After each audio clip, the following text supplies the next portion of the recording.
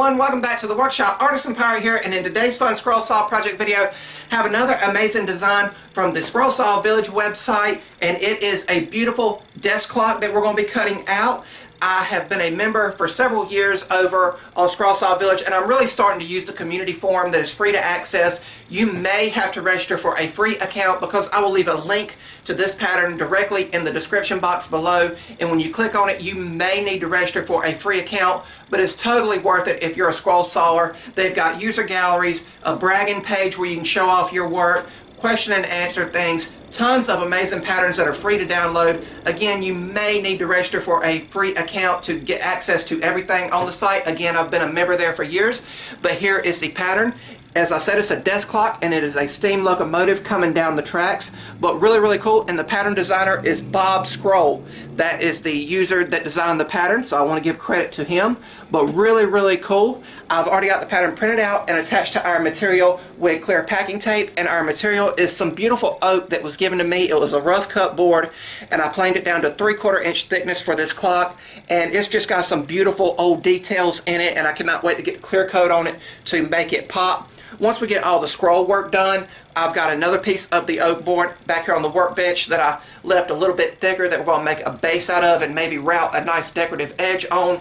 But really cool. I've got the circle drawn there with an old school compass to fit the clock. I unfortunately do not own a good set of Forstner bits. I've got basically up to 1 inch, and this was 1 1/4 inch clock face right here that I took out of another clock that I had that's going to fit right here in front of the train smoke box. But really cool. I'm really excited to get this project started. So let's head over to the drill press, drill all of our pilot holes so we can come back to the scroll saw and begin scrolling. And over here on the drill press, we're going to take a drill bit and drill all of the pilot holes. And I did switch to a little bit bigger drill bit because I didn't want to break my tiny drill bit. But then we will head over to the scroll saw and begin scrolling. I am using number 5 reverse tooth scroll saw blades, and even though this is 3/4 inch oak material, it is still cutting exceptionally well with minimal chip out. I'm just taking my time, and with it being oak, which is a harder wood, it is just a slower cut. I'm taking my time and letting the blade do the work. As I said, this pattern is available over at Scroll Saw Village.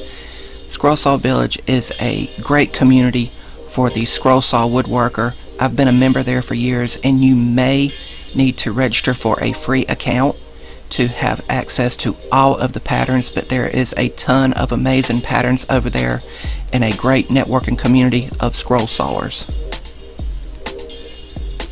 I was going through the catalog and seen this pattern and immediately thought I had to do it, and I printed the pattern out and found this piece of oak wood that I thought would look real nice in the train room once it's completed. Again, just taking my time and letting the blade do the work. I did not slow down my scroll saw to cut the oak.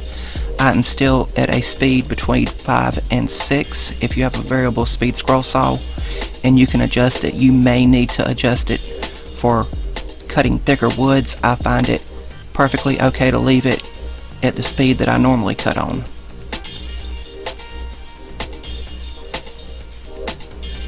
Cutting out the small pieces here between the picket fences, which I think is a great detail to the pattern.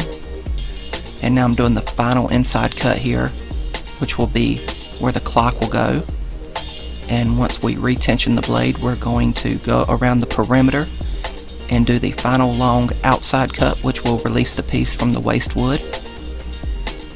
If you guys like what you're seeing, I would highly encourage you to subscribe to my YouTube channel and also follow me over on Instagram at Artisan Pirate. Once we come around this side of the fence and cut through, all of the scroll work will be done, and we will head over to the workbench to remove the piece from the waste wood and remove the pattern. And I'll get another piece of the oak wood and measure for the base, and we will head over to the table saw and cut that to size.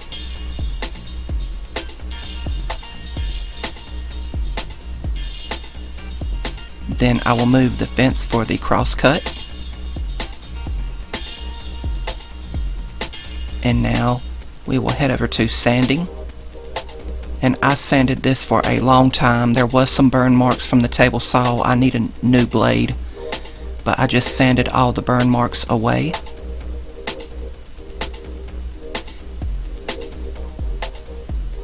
And I did add a decorative edge off camera on the router table, but once we glue it to the base with some CA glue and use activator, we will take it outside and give it several coats of clear coat for protection and to make the grain pop. And after that dried, we came back in and put the clock face in, which is just a friction fit, and the project was complete.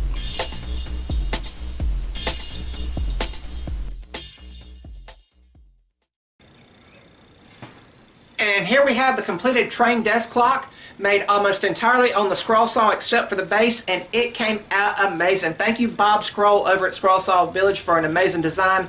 Once again, I'll leave a direct link in the description box below to the link for this pattern here. Again, you may need to register for a free account at Scroll Saw Village to access everything, but if you do, you will gain a wealth of knowledge from the Scroll Saw community there, and also tons of amazing patterns that you can try out, which is where I found this one. But really, really cool. It took me around an hour to scroll this out. With it being oak and 3/4 of an inch thick, it was just a slower cut. I used 2 blades on this, both the same size. When I felt one getting dull, I just switched them out. I did not break a blade. I just let the blade do the work and cut through the oak. But really, really cool. It has some great detail. Of course, the clock, the centerpiece here, is the front of the train, which is the smoke box, but really, really cool. The clock is currently not working. The battery's gone in it. I need to get a new one, but when I get a new one, it's just a friction fit. It will pop right out. You take the back off, put the battery in, put the clock back in, and time will keep ticking. But really, really cool. It has some great detail, like I said, with the train coming down the tracks and then the little picket fence on each side of it. Really, really cool. You may notice that when I routed it, I did not route the end grain, and that's not because I don't want to. I have in the past. I just think it looks more unique to have it just on the front and back and gives it another added characteristic.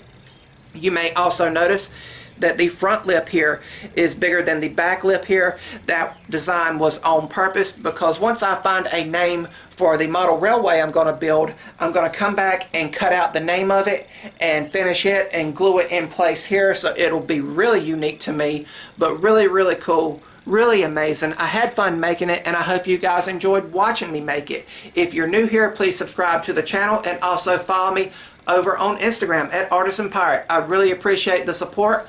Links to all my social medias are always down in the description box below. But really, really cool. And this, of course, is going in the train room. That's about all for this one. Remember, guys, if I can make it or do it, so can you.